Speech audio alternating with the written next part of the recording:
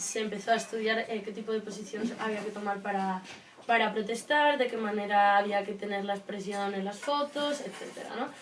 Y hoy por hoy pues lo que tenemos es una desnudez que es agresiva, que no está para complacer a nadie, sino al contrario, para incomodar al poder, y que a través de todas las protestas que se llevan haciendo se demuestra una vez más que el cuerpo de la mujer, cuando se desnuda con un fin que no es el de complacer, siempre es visto como una amenaza. Por eso se multa por las acciones, por eso se nos lleva a juicio por acciones, y por eso se nos detiene por hacer cualquier tipo de acción, incluso a veces estando haciendo fotos en un lugar que no es el más apropiado según para quién, pues también te pueden llamar la atención.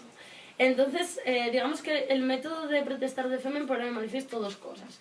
Por un lado, el tabú que hay en torno al cuerpo de la mujer, que no es bien visto siempre y cuando ella decida, siempre y cuando se autogestione y decida de qué manera exponerlo públicamente, y en vez de verse como una opción política, se ve como un exhibicionismo, literalmente, o sea, no hay un paso intermedio. Y por otra parte, que cuando las mujeres deciden organizarse y hacer un tipo de acciones que es radical, que es completamente libre de cualquier grupo político y que no lo puede relacionar con nada, causa un nerviosismo en torno a cualquier tipo de gobierno, en cuanto a cualquier tipo de estructura de lobby, que te detienen y te presionan por todas partes porque quieren acabar con lo que estás haciendo. ¿Por qué? Pues porque obviamente no es nada cómodo ver cómo no solo en Ucrania, sino ahora mismo en 10 países distintos hay mujeres que están organizadas en torno a lo mismo, que causan revuelo, que las acciones generan un gran debate y que encima estas acciones no generan solo un debate en torno a Femen, que está muy bien que se hable de las organizaciones de mujeres, sino en torno a feminismo, en torno a problemáticas de las mujeres y en torno al cuerpo de la mujer. Entonces, esto obviamente incomoda y a lo que da lugar es a que se desaten una serie de disquisiciones y de rumores que siempre buscan desacreditar pues, lo que es la organización en especial, cualquier tipo de organización. Entonces, digamos que desde 2012, que es cuando se hace una acción en Kiev por las Pussy Riot en especial, Ina decidió talar una cruz que había en un monte en Kiev, que supuestamente pues, no estaba declarada como patrimonio ni nada. Obviamente esas cosas se miran, desde según qué talar qué cruz vamos a mirar cuál nos conviene más. Y digamos que los servicios secretos y la policía de Ucrania se tiró en búsqueda y captura a ver dónde estaba para meterla en la cárcel, porque le abrieron un caso criminal que, digamos que traducido al cristiano, que es lo que ellos profesan, era blasfemia, para entendernos. Entonces lo que tuvo que hacer fue huir del país, y el país más inmediato donde tenía gente que la podía ayudar era Francia. Entonces en 2012 se fue a París, y ahí fue cuando se empezó a formar el grupo de Femen France, que digamos que a nivel internacional es el más longevo. Y bueno, a raíz de eso, digamos que se abrió una llamada en general a que cualquier mujer de todo el mundo pudiera escribir a Femen y decir, pues a mí me interesa las cosas en torno a las que lucháis y quiero hacer un grupo. Entonces, ahora mismo tenemos grupos en Francia, aquí en España, en Alemania, en Quebec, o sea, en Canadá, en México, en Túnez, o sea, hemos crecido, en Turquía también se está abriendo, en torno a 10 países. En torno a 10 países hablando sobre lo mismo, haciendo el mismo tipo de acciones, teniendo un discurso muy unificado. Y esto realmente ayuda en torno a que nunca sabes por dónde va a salir una acción de Femen, porque puede que no haya un grupo en Italia, pero las activistas pueden ir a Italia y hacer una acción contra el Papa, como se hizo 2 veces.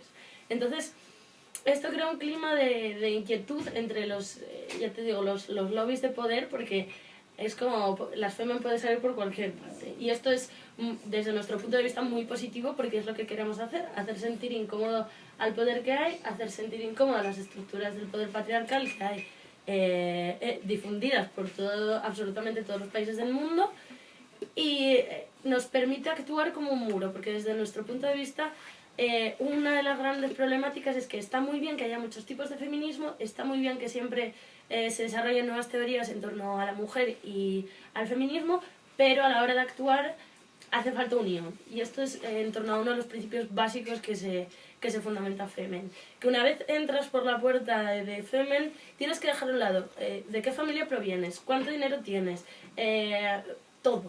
y centrarte nada más en las cosas en torno a las que hacemos acciones y la ideología que tenemos. Realmente no nos importa saber pues en qué barrio vives, porque realmente creemos que todo el mundo ha de tener, o sea, las mujeres han de tener el derecho, independientemente del entorno en el que estén viviendo, a manifestarse en contra de las cosas que nosotros hacemos.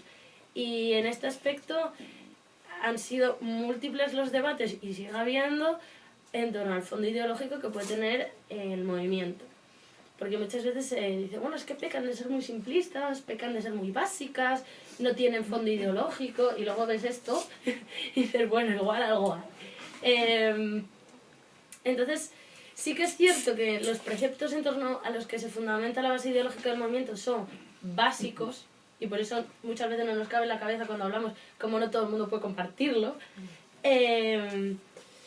pero son fundamentales, y creemos que si no se empieza por la base de estos grandes enemigos y todo lo que se deduce de ellos, jamás vamos a llegar a avanzar dentro de lo que es una sociedad igualitaria y una sociedad que elimine el patriarcado de raíz. Entonces, Femen, digamos que los tres grandes enemigos que tiene son la dictadura, la industria del sexo y las religiones. Claro, digamos, de estas tres grandes cosas parten muchísimos problemas, y fue por lo que mujeres de muchos países se dieron cuenta de que ellas podían sentirse identificadas con la lucha y abrir un grupo de Femen en sus países. Porque cuando hablamos de dictaduras hablamos de regímenes totalitarios que son la excelencia de lo patriarcal, es decir, es una figura de un hombre que oprime al resto de la población, pero que además hace todavía más extremos los roles de discriminación hacia la mujer.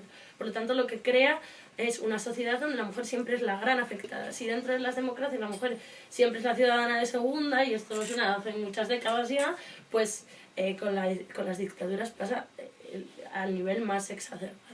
Entonces, digamos que se combina de una manera mucho más perversa todavía cuando hablamos de países donde hay una dictadura de signo religioso. Países que practican, por ejemplo, la Sharia, pues obviamente las mujeres están todavía, digamos que todavía más oprimidas, porque es en torno a un código moral ético patriarcal otra vez. Cuando estamos hablando de países que son prácticamente confesionales, como por ejemplo Polonia, donde el catolicismo es lo que impera por encima de cualquier otra ley, pues vemos que las mujeres obviamente sufren el terrible. Entonces, cuando hablamos de dictaduras hablamos de estos puntos, pero también hablamos de toda aquella ley o toda aquella medida o todo aquel país que esté rozando el límite de lo antidemocrático. Una de las cosas que hacemos es ir a protestar a países como se hizo en su momento en Bielorrusia contra la dictadura de Lukashenko y los presos políticos, que valió el secuestro de 3 de las activistas de Femen, que las tuvieron capturadas más de 24 horas, las llevaron a un bosque, las torturaron, les echaron aceite por alrededor de ellas, y después de llevarlas a una furgoneta 12 horas les dijeron que se iban a morir, que las iban a matar. Entonces, una tortura por el hecho de haberse atrevido a ir a protestar a un país dictatorial, en topless, mujeres jóvenes diciendo que no había derecho a que hubiera una dictadura en ese país y que dónde estaban los presos políticos, que debían ser liberados. Este es un caso extremo, pero realmente demuestra lo que suponen las acciones de Femen en este tipo de contextos, que es un test democrático absoluto. Y decir bueno, que no siempre hay que hablar de estos casos, digamos, tan al límite, pero es que en nuestro país se quiere poner una ley antiprotesta, que es una ley que había en el postfranquismo, que era la ley de Corcuera, del ministro de Corcuera. Entonces, no estamos solo para actuar en casos donde digamos que ya está todo prácticamente perdido, sino también para prevenir. O sea, no porque no tengamos ya todo encima, no tenemos que reaccionar cuando nos están soplando la nuca. Al contrario, y por eso es por lo que tanto nosotras como otros grupos feministas, por ejemplo, con el tema del aborto, hemos decidido actuar antes de que la ley se aplique, porque es que si esperas a que salga, pues obviamente no sirve de nada. Claro, cuando te encuentras con todo este tipo de leyes dices que esto es antidemocrático, es que al final son leyes antimujer, son leyes dictatoriales, no solo con la población en general, sino con la mujer en particular. Entonces, el tema de este englobe de la dictadura abarca muchísimas cosas, abarca prácticamente toda aquella violencia estructural. Luego, por otra parte, el tema de la religión es algo que también ha sido muy controvertido dentro de el debate sociológico sobre el movimiento, porque nos definimos como un movimiento antirreligioso. O sea, no vemos factible en ninguno de los momentos de la historia que la mujer tenga que ser cómplice de una institución como la Iglesia. Leas Iglesia de los judíos, Iglesia de los cristianos, Iglesia de los islamistas. No. Nosotros somos un movimiento antirreligioso que estamos tanto en contra de los lobbies religiosos y, digamos, las altas esferas de poder religioso de cualquier libro que diga que las mujeres son menos que los hombres, y por otra parte de cualquier tipo de influencia de las religiones dentro del Estado. Y decimos, bueno, es que nos llenamos la boca desde hace muchos años con esto de Estado e Iglesia, separación. Vale, pero no es solo que rompamos, por ejemplo, el concordato con la Santa Sede. No, no es solo eso. Es que hay personas que están, digamos, inculcando su fe a través de leyes. O sea, hasta qué punto la religión es un elemento perverso en la sociedad, que corremos el riesgo de que, digamos, que todas esas normas y todos esos códigos morales entren dentro del terreno estatal y entren dentro del sistema legislativo. Ejemplo claro, lo que está pasando en este país, ¿no? Y claro, nosotras hemos hecho acciones dentro de este punto, pues mil, desde la de Ina cortando la cruz por las Pussy Riot, hasta ir a un discurso del Papa en la plaza de San Pedro del Vaticano y decirle que era un homófobo y que se callara, a entrar en Notre Dame y celebrar que Benedicto se fuera, ¿no?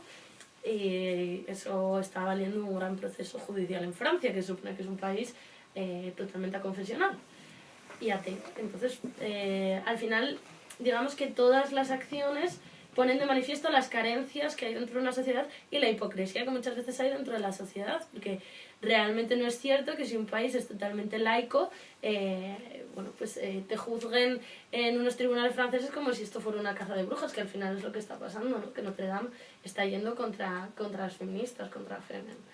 Y en este orden de cosas pues hemos sido capaces de ser el primer grupo feminista en hacer una acción en topless en un país árabe, como fue Túnez.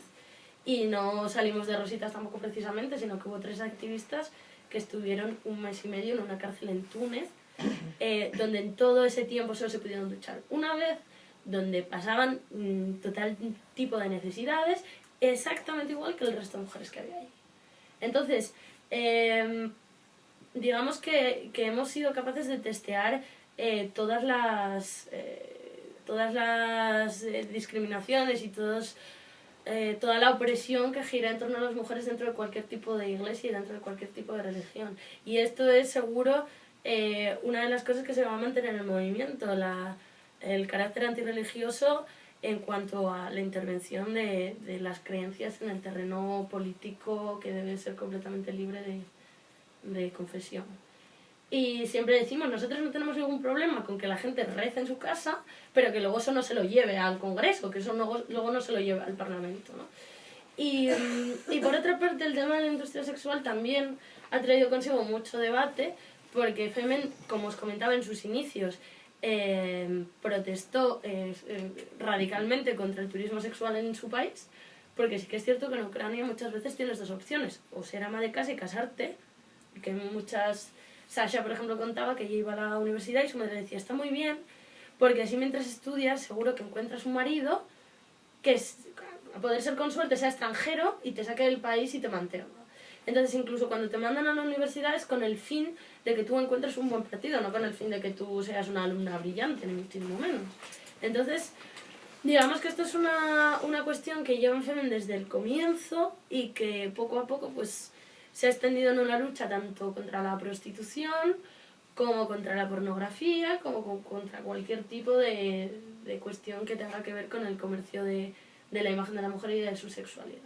¿Por qué? Pues porque entendemos que además hoy en día en Europa en especial se está desarrollando una visión muy romántica en torno al tema de la prostitución libremente elegida. Es decir, sí que hay cierto que hay mujeres que lo eligen libremente, pero es un tanto por ciento muy bajo en torno al resto del negocio de la prostitución. ¿Por qué? Porque al final la prostitución, si lo cogemos objetivamente, es un negocio de hombres en el que las mujeres juegan un papel de riesgo enorme donde, por supuesto, no son beneficiarias en absoluto.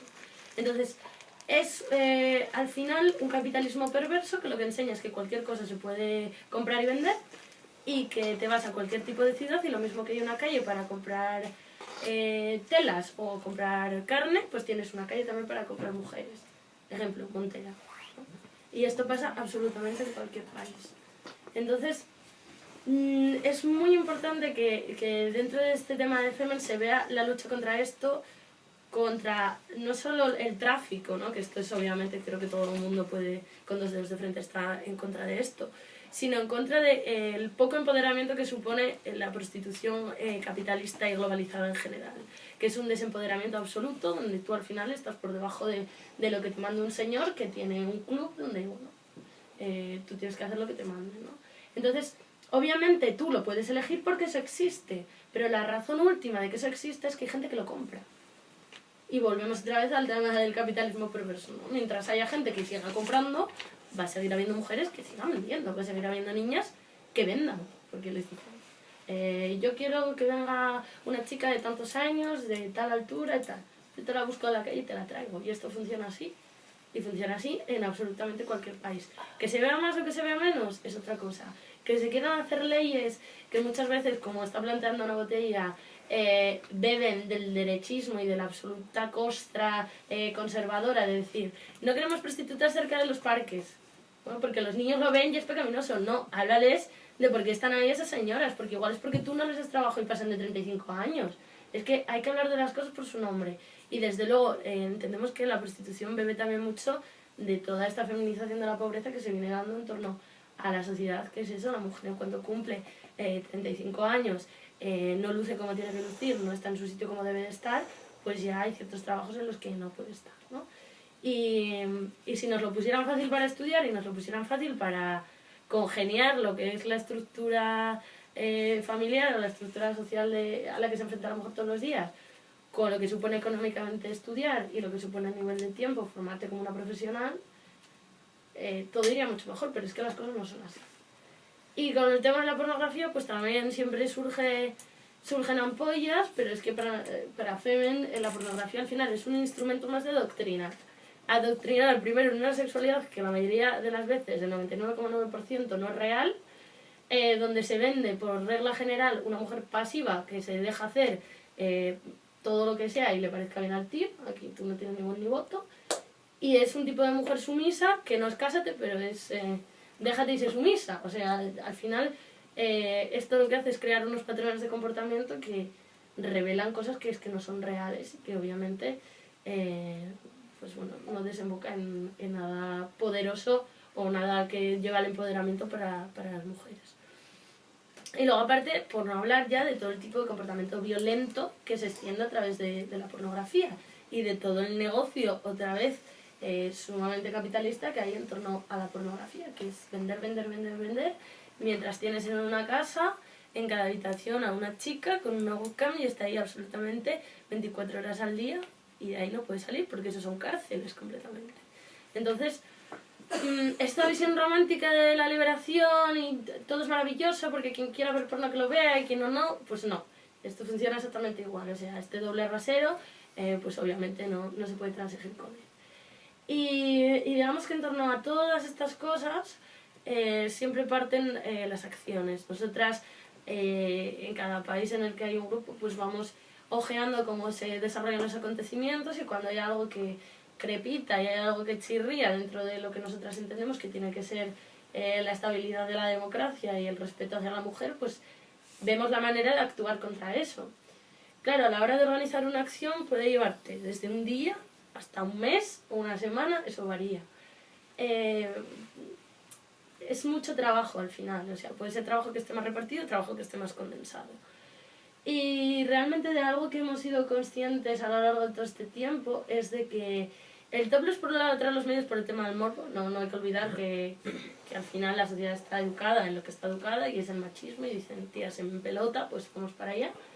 Pero estamos diciendo, bueno, pues si vosotros nos utilizáis a nosotras os vamos a utilizar a vosotros. Entonces, venís atraídos en cierto modo, por el tema de la desnudez dentro de la protesta, pero esa desnudez no va a poder ser desligada del mensaje político que lleva, porque por mucho que te quiten una pancarta o por mucho que te cierren la boca, al final tu eslogan siempre está pintado sobre tu cuerpo y eso permanece hasta que te meten dentro del furgón, y eso es así. Entonces, es jugar constantemente con los medios de comunicación y es jugar constantemente con el papel de las redes sociales dentro del mundo actual. Es decir, hay que ser muy inteligentes y decir, mira, las cosas que tenemos en nuestra mano puede que jueguen muchas veces en nuestra contra, pero hay que ser listas y subvertir esta palabra que tantísimo se utiliza en el feminismo, pues subvertir todo esto en favor de las mujeres. Entonces, Femen es lo que hace. Nosotras entendemos que una acción, si no sale en los medios, es como si no se hubiera hecho. Y de esto, o sea, saben también grupos de activismo como por ejemplo Greenpeace, que es que tú puedes hacer cualquier cosa, que si eso no se extiende, es como si no hubieras hecho nada.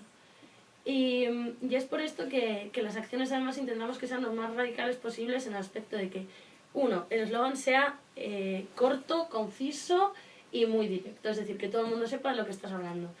El lugar donde lo haces quede patente, que es simbólico de aquello contra lo que luchas.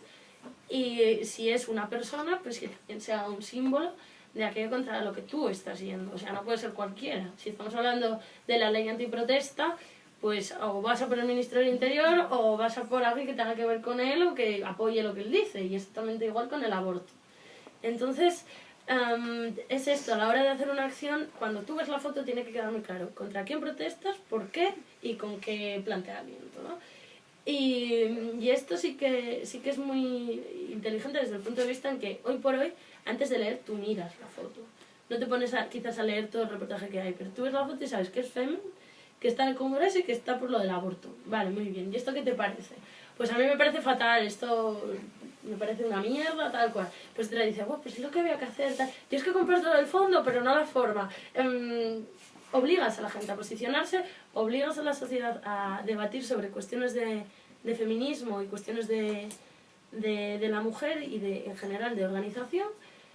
Y por otra parte, pues a lo que tú te diriges, que es al final órganos de poder, pues tienen que opinar sobre eso, y eso se vio tanto en la acción del Congreso como, por ejemplo, el otro día con lo de Rouco, que le preguntaron a Gallardón, o sea, un ministro hablando de que le había parecido súper violento lo que habíamos hecho, y claro, para nosotros eso es un triunfo, que él llegue y opine de nosotras, y que se cree tan importante, ¿no?